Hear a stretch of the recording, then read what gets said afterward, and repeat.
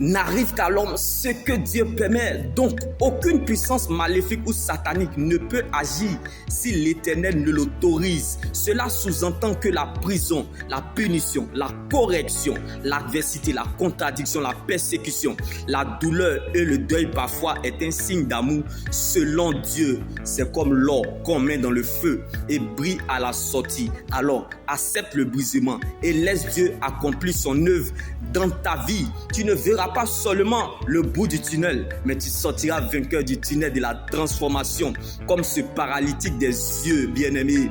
Il ne savait même pas qu'il allait voir le lendemain, mais ses cris étaient des louanges à Dieu.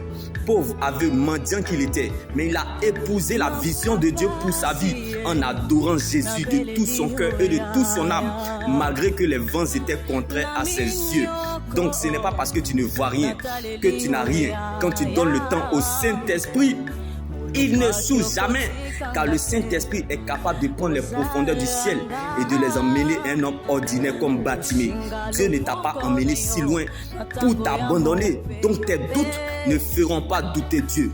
Parfois, ça nous arrive, nous tombons dans des combats inattendus, d'où nos rêves s'écroulent, mais non le plan de Dieu pour nos vies.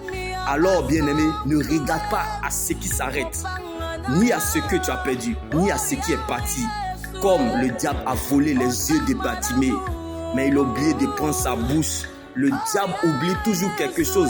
Alors vérifie bien ce qui reste, car Dieu commence toujours avec le reste. Comme Bartimée était aveugle, mais il avait la bouche. Ne te tais point, bien-aimé, car ta voix t'indiquera la voie. Bartimée a reçu sa guérison, non pas parce qu'il a vu Jésus, mais parce qu'il a cru en la parole, bien-aimé. Bartimée était aveugle, mais il était dans le programme de Dieu. Donc ce n'est pas parce que tu ne vois pas les choses que les choses ne sont pas en train de se faire. Dieu ne revient pas sur ce qu'il dit, car il veille sur sa parole. En Jésus, il y a encore un reste.